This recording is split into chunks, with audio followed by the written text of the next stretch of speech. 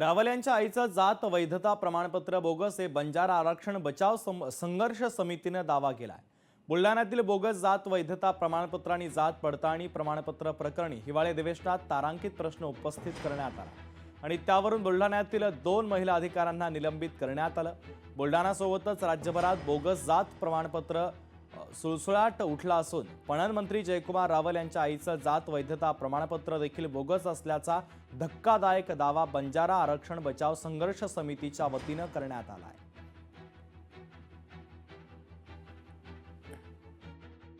जयकुमार रावळ साहेबांच्या आईवर सुद्धा आपण एलएक्यू केलेला आहे।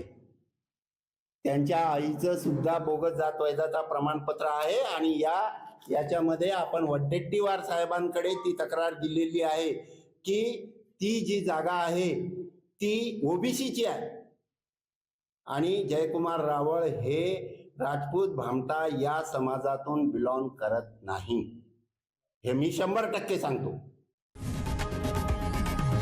लोकशाही मराठी ऐका, पहा, जागरूक रहा।